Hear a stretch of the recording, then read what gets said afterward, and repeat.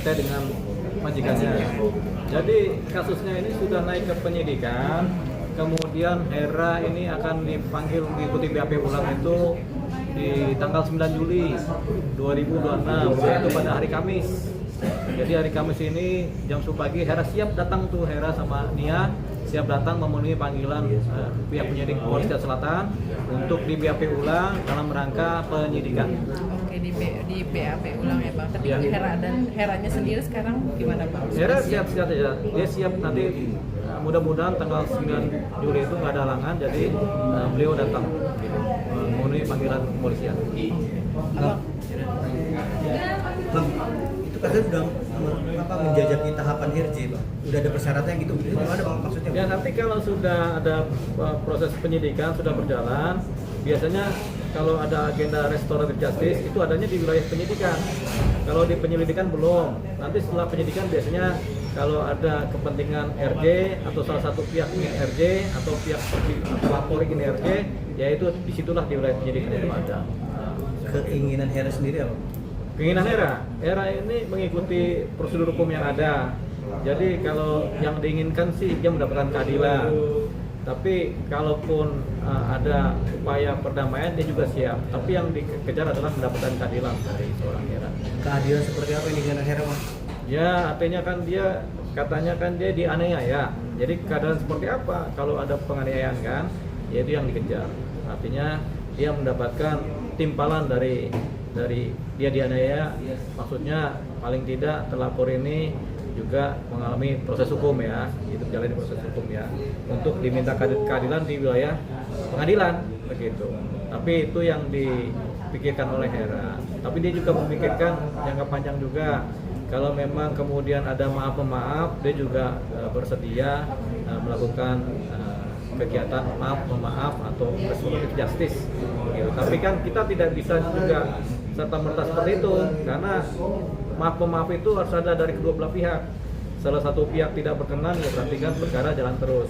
Patut diingat, Hera melaporkan penganiayaan ringan, Bu Erin melaporkan pencemaran Bapak mengenai pengeluaran data pribadi. Apa itu namanya tuh? Pokoknya bukan penyemaran ya, tapi memberikan akses data pribadi kepada pihak luar. Itu yang dilaporkan oleh Bu Erin. Tapi kita lihatlah bagaimana pembuktiannya, baik dari sisi laporan Hera maupun dari sisi laporan Bu Erin. Bang, ada kerugian material Bang mungkin dari Hera sendiri Bang di kasus ini, Bang? Ada imaterial juga? Ya kalau imaterial ada ya, namanya rasa keadilan yang dirusakkan. Tapi kalau material juga ada. Ya paling material itu handphone, baju-baju, gaji yang belum dibayar itu yang materialnya. Termasuk juga bayar apa operasional dia selama mengikuti perkara atau menjalani perkara. Itu baru masuk dalam gugatan itu mana Bang? Nah itu belum masuk, itu belum ada cerita, kan belum ada RJ. Kalau ada RJ mungkin itu masuk juga cerita itu. Bang, tapi sejauh ini sudah ada sinyal apa untuk berdamai dari pihak terlapor belum Bang? Belum ada, sampai sekarang belum ada. Biasanya mereka akan kontak kita nih kalau ada upaya-upaya perdamaian atau upaya-upaya RJ lah ya, pasti akan. Tapi belum ada sampai sekarang. sampai sekarang belum ada Bang? Belum ada. Kalau Abang mencoba menghubungi pihak, Kita nggak tahu ininya. Yang siapa yang harus dihubungin, apakah pengacaranya, apakah Bu Erinya. Jadi dua-duanya kita belum punya. Tapi nanti kita lihatlah dari perkembangan penyidikan di kepolisian Polres Jakarta Selatan. Bang, terkait tuduhan Eri sendiri, membenarkan nggak Bang apa yang dilakukan dengan Hera itu?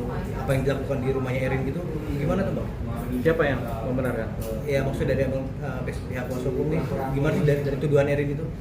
Yang Oh, Erin membuka data pribadi? Iya. Si Hera membuka data pribadi Erin. Ya begini, pada umumnya kan namanya orang ini kan kadang-kadang di Facebook tuh senang-senang menceritakan lingkungan kerja yang baru, menceritakan apa kebahagiaannya kan. Nah itu. Nah yang kemudian diungkapkan di Facebook itu oleh Hera itu adalah yang begitu-begitu. Misalnya dia senang sama majikannya, di-upload ke Facebook, ya ini tanpa dia memikirkan tentang itu. Jadi nggak ada kesengajaan.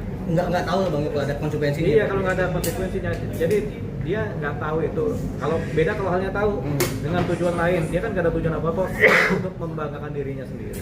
Nggak ada tujuan ekonomi juga nggak ada di situ. Jadi itu yang kemudian membuat sumir dari laporannya Bu Erin tampak-tampaknya. Tapi abang melihatnya dari sisi hukum masih sebatas wajar atau seperti apa bang yang dilakukan oleh Hera? Yang dilakukan Hera ini wajar kebanyakan masyarakat kita. Oh.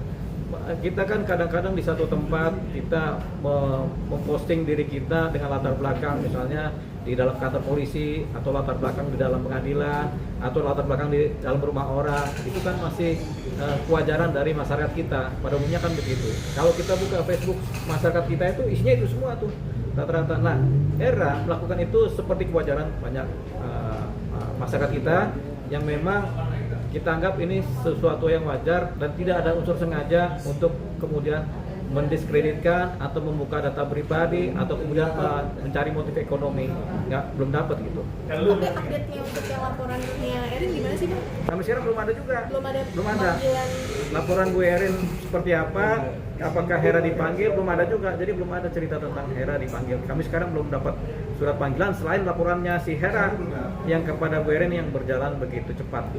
Tapi Kak Hera sendiri siap nantinya untuk mengikuti proses hukum Iya, dari laporan Bu Erin? mengikuti proses hukum kedua-duanya Hera siap. Gitu. Nanti peluang RJ Lalu terbuka peluang RJ, terbuka ruang peluang RJ.